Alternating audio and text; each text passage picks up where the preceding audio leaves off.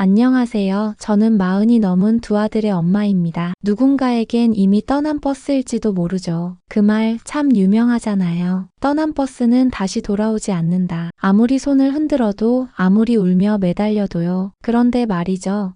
제 전 남편은 그 버스를 자기가 걷어찼다는 걸 너무 늦게 깨달았던 겁니다. 제가 오늘 드릴 이야기는요. 한 남자의 무너진 인생과 그 바다 끝에서 마침내 웃고 있는 저의 이야기입니다. 기가 막힌 우연으로 밝혀진 그의 배신, 그리고 운명이 준 벌. 지금부터 말씀드릴게요. 저는 3남매 중 둘째였습니다. 위로는 든든한 오빠, 아래로는 발랄한 여동생. 부모님은 평생 공무원으로 근무하셨고요. 그야말로 책임감 강하고 따뜻한 분들이었어요. 결혼할 무렵 아빠가 해주신 말이 아직도 잊히지 않아요. 정주야, 부부가 오래 사는 법은 고마움을 잊지 않는 거란다. 싸울 수도 있고 서운할 수도 있지만 그래도 이 사람이 내 곁에 있다는 것에 감사하면 그 어떤 어려움도 이겨낼 수 있어. 그 말씀 가슴에 새기고 저는 결혼했어요. 1살 많은 남자, 다정하고 따뜻한 사람이었죠. 한의원에서 페이닥터로 일하던 남편, 저는 IT 회사에 다녔고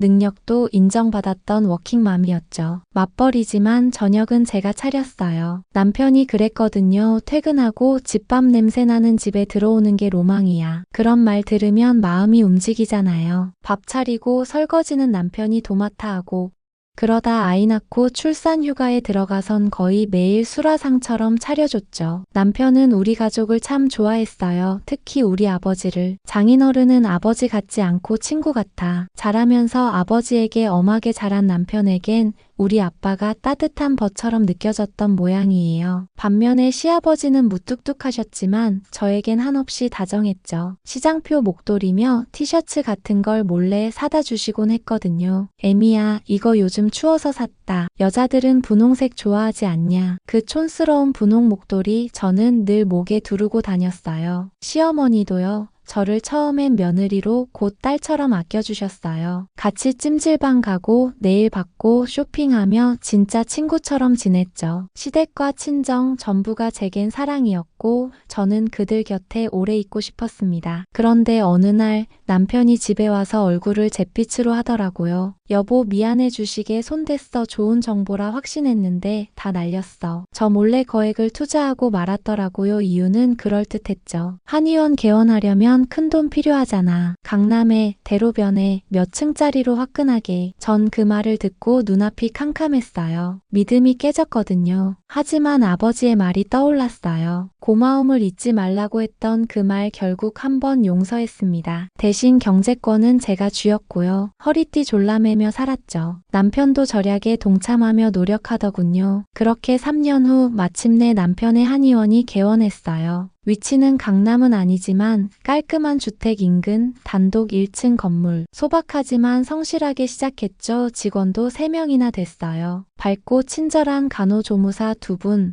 그리고 얼마 후 새로 들어온 1명. 이름은 수진. 예쁘장하고 동안인데다가 참 살가운 여자였죠. 저를 보며 사모님 진짜 연예인 같아요. 이런 립서비스도 자연스러웠고 손 소독제도 챙겨줄 정도로 센스 있었어요. 저도 솔직히 마음에 들었어요. 야유회에도 혼자 왔는데 전 언젠가 꼭 사모님 부부처럼 살고 싶어요. 그렇게 얘기하던 사람이었거든요. 그런데요, 그 수진 씨가 어느 날 갑자기 그만뒀다고 했습니다. 포천에 있는 부모님 댁 사정 때문이라며. 그로부터 한 달 후 제 인생을 송두리째 뒤바꿀 일이 일어납니다. 친구 집들이 초대받아 가던 날 마트에서 술을 사러 친구를 픽업했죠. 그런데 주차장에서 믿을 수 없는 걸 봤어요. 남편 차가 그 아파트에 주차되어 있던 겁니다. 말도 안 됐어요. 분명 찜질방, 축구 간다 했는데요. 친구는 직감적으로 말했죠. 이거 느낌 쎄하다. 전화해서 불러내자. 친구가 남편에게 전화를 걸어 사고 낸 척 불러냈고 저는 차 뒤에 숨어 있었습니다. 그리고 몇 분 후 남편이 나타났습니다. 그런데 그 팔짱을 끼고 나오던 여자는 다름 사람 아닌 수진 씨였습니다. 자기야, 올라가자. 나 배고파. 그래, 얼른 가서 맛있는 거 해줄게. 그 말을 듣고 저는 그 자리에서 얼어붙었습니다. 그리고는 폭발했죠. 야, 너네 뭐야? 수진 씨, 너 포천 간다더니 이게 포천이야? 여보, 여기가 찜질방이야? 축구장이냐고. 친구는 더 분노했죠. 얘가 그 윗집 개념 없는 여자야. 내 남편이랑 바람이란 소리야. 현장은 아수라장이 됐습니다. 저는 남편 뺨을 때렸고 수진은 제 머리를 잡아당겼고